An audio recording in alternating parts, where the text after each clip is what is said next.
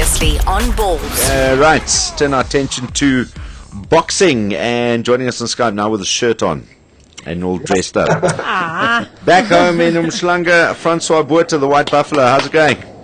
Great stuff, Darren. Thanks to you. All right, thank you. I'm going to kill our camera. We don't need to see me because we can see me already, but you won't see me, but you'll still hear us. Welcome home after what I said. Basically, what turned out to be a bit of a farce, a bit of a dog show. I mean, the way the whole thing panned out eventually. Definitely so. I mean, you know what? When I arrived there, the whole headlines on the news everywhere was about doping and match fixing, and clearly, match fixing is what happened to me. Okay, but now explain, because this is one thing I think, not only just from the point of view of this fight, but I think boxing as a whole, where the sport is genuinely, in need of raising its profile and getting it back up there. There are one or two that are basically carrying the sport at the moment. This is the last thing that boxing really needs, is some kind of a thing like this where, I mean, a lot of people are looking at it going, this was all set up to be a rematch from the beginning. It looked like that, you know what, after the fight, I drove with Coda Nasser and his brothers, and I said, listen, if you guys do the right thing, you'll give me my rematch. And they told me exactly, they said, Francois, you're crazy. We'll never fight you again. But now, because of the pressure, I think the pressure around the world, and in South Africa, Australia, New Zealand, is basically now they've agreed upon a rematch. Have they? Yes. All right. So, any idea when that's going to be happening? I spoke. Something wrong with that. There we go. You're back. Yeah. I spoke to them, and they mentioned that he's going to play rugby for 10 months, and then he's going to have to take 2 months to get in shape for the boxing. So we're probably looking at a year from now. Why don't you go and play rugby, and then you can just finish off what was going to happen in the 11th round anyway? Blix him there. Yeah, well, I'll give him a rugby club again. You know, I don't know, maybe let's go. What position? Centre, must I play for the Springboks? Here we go. Go and play, go and stand there at inside centre or outside centre, and as soon as he comes through, just give him what he was going to get in the 11th round, because, I mean, that's basically what was bound to happen. I mean, he really didn't have anything left to go the final 2 rounds. Just explain to us, first of all, what was the deal with the 10 versus 12 round thing? It's a title fight. So it's a 12-round fight. When did the 10-round thing come into it? You know what, Darren? Only in the 10th round they told me. You know, and as a fighter, you're pacing yourself. I mean, the knockout, sometimes it comes by itself. You don't go looking for it, but I'm pacing myself. Let me give you a perfect example here. If you got, let's say the July, let's say, is 2,400 meters. Your horse is trained for 2,400 meters. So the last 200, 300 meters, that horse comes in and finish. Yeah. The same thing with me as a boxer. I pace myself, and I'm going to a championship rounds, which is 11 and 12. That's where you got to finish strong. And they took that away from me. In the 10th round, the beginning of the 10th round, they told me this is the last round, and I'm like, what can be? It's a 12-round fight. It's a title fight. And sure enough, they cut it. They only cut it because, I mean, the boy was out on his feet already. What did they say the reason was? Surely someone from the WBA would have been there, someone who sanctions the fight, the referee or whatever. Somebody would say, listen, we're shortening it because of, it wasn't about a blood or anything like that. It was, what was the reason? Now, you know, this fight was never sanctioned by the WBA. It's a thing that they made up. I don't know how they got it, but it was never sanctioned by the WBA. The WBA spokesperson even came up on Sky News and even said that they don't even know about this fight. But he got a WBA international heavyweight belt. That's not a belt. That's not a WBA belt. I don't know if they made it up. I don't know how they did it. But the WBA... What, did he have a belt made for himself? Looks like it, eh? No, but we laugh about it. But I mean, it's crazy because you saw the place was sold out. I mean, obviously there was a lot of interest in it, and a lot of it came from the fact that here's this rugby guy that a lot of people know. They know of him in Australia, fighting against a guy who's fought world title fights before. So there was a lot of interest. People paid money to go and watch this, and then they can do this kind of thing. Of course, I mean, listen, it's match fixing in the first place. I mean, and a belt that doesn't exist. I mean, he's now champion. I tried today I try to do the scrap best from to do it as a non-title fight. No, the event never happened. And but WBA clearly told me they did not sanction it, so they cannot take it, erase it from my record. But it can't be on your record anyway. So what will it go down on your record as a normal 10-round fight? Looks like a normal 10-round fight. You know, they tell me only in the 10th round. And I'm saying to a lot of people today, you train a horse like, let's say July, let's say the race is 2,400 meters. And they move the finish post earlier while the race is on. That horse is never going to win, man. That's crazy. I mean, I can't understand who decided that, who would have done it, and why they did it. I mean, someone must have taken that decision. Do you know who did that?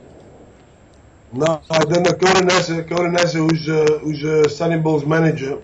You see the thing, and now what they want to throw in, they want to now say that I knew it was a 10-round fight, which is all nonsense because they even got a contract. Now the contract that they have is when a year and a half ago, I don't know, a long time ago, when I met Sunny Bull here in South Africa in Durban, and we signed a 10-round bout. That's correct. Now he's trying to show that I knew, he's pulling that old contract and said, listen, Francois knew it was a 10-round fight because he signed. That's an old contract. He's using that contract now to cover himself. So, because now, I mean, clearly, and this is a lot of, I didn't see the fight live, I only saw it afterwards over the weekend because I was busy traveling, but I was just looking at Twitter, and I mean, the comments there were scathing. It was just like a farce, it was a joke, this is ridiculous, it's only 10 rounds, and also the fact that it looked like it should have happened on Valentine's Day because he spent most of the last few rounds hugging you and holding you. So, you know, he was clearly out, and it was a matter of time before he would have probably gone down. Yeah, I mean, the Buffalo was just getting ready to stampede, you know, once I get going, and then they stopped me. I couldn't stampede no more. Yeah. Francois, whose idea was it initially? What, the fight? Yeah. Who approached who? Tim Australian of World Sport Promotions came to me and he called me. He actually flew Coda Nasser over here. And I mean, you know, he was clever. He spent a lot of time to get this done. And he approached me to do this fight. And, you know, I was all for it. But at that stage, it was a 10-round bout. We're trying to do it in South Africa, in Durban at the ICC. But the government didn't support us. So we had to move a fight to Australia. Yeah. And did you make any money from this fight whatsoever? You know what, guys? I can't disclose anything because I'll give you a little bit of history. What happened to me in the business world? I was dealing in fertilizer. I moved about 15 million rand through my account in 6 months, and got taken for 10 million. And my clients, most of my clients, all big farmers, and most of my clients. So, you know, at this stage, I cannot, you know, if I get any money in, you know, they will just lock it up. Okay, so you didn't earn anything for this fight? I didn't earn nothing. Not a cent. That sucks. No gate takings, no share of nothing. It was winner take all. It was winner take all, and Sunny Bull got all the cash. Yeah, that's why I'm so upset. So go get the money from him if you want any money. Francie? Yeah, Johnny? I'm not too sure if we did ask her to go out quickly, but I know that you told me this morning that you're going to be doing your own drug test. I'm sure that's the best way to go, isn't it? Yes, but let me tell you the new things happening here. I went and saw my doctor, and my doctor they said they don't want to get involved. First of all, the drug testing, the only regularized body in Australia is the Australian Boxing Commission. Okay. They're the ones that is supposed to do the drug testing. Now, they didn't do it. They didn't even know about this. So the test that was done by Coda Nasser, who's the manager for Sonny Bill Williams, was done by his brother. His brother is a doctor. Jeez. So they got no ground to stand on. I mean, it's absurd of what they're claiming, and it's like something like it's going to make you fall asleep. I mean, why would I take something that's going to make me fall asleep when I have to go fight? Exactly. That's what Valium does, makes you sleepy and drowsy. You would never take that. Yes, and then they said that something that raised my blood pressure. Now, my blood pressure was very low, my pulse. For the fight, I was actually in superb condition. It was like 60, I think 67 or 65. So it was an excellent condition. My pulse was low, and to take something that's going to make you sleepy for the day of a fight, that's just crazy, stupid. Take your Skype with when you go for the test. Let's do it live on balls. Our first live drug test on balls. There we go. That'll be cool. But I don't understand what they gain from doing that. It's not like you won the fight.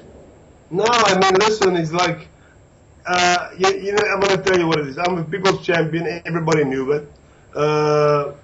By looking at getting, I took all the attention, I took all the glory away from them, even though I lost, and by trying to get me on some other way here, you know, to try and put my name through the mud. Who scored what judges? Where did those judges come from? Probably in Hollywood, the government Bollywood. Yeah, but I mean, if it was this guy's got a belt, as he's a champion, he's calling himself a champion, but it wasn't a WBA sanctioned fight, it wasn't a 12-round fight, so he can't be. So it was a 10-round fight, it wasn't sanctioned by the WBA. So who provided the judges? The Australian Commission? I mean, you know, not the Australian Commission, Code and NASA.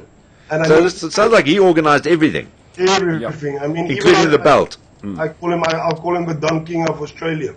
Yeah. But you know, even the referee, who was actually, listen, I don't know where they get this dwarf of a referee from, because I mean, this guy couldn't even keep us apart from each other. He's like underneath here, you know. Yeah. And I mean, listen, the judges even didn't know also.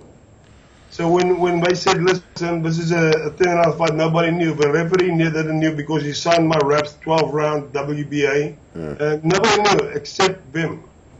When they announced the fight in the beginning, I didn't see that part. Did they announce it as a WBA International Heavyweight title fight in the ring? The ring announcer?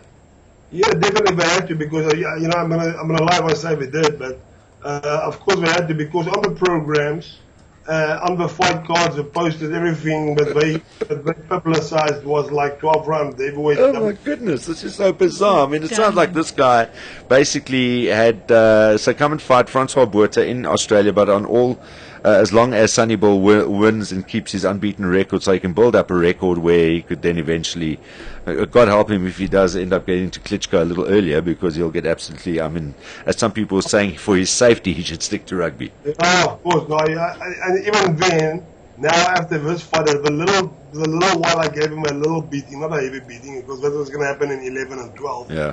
That maybe now he can already not catch a ball.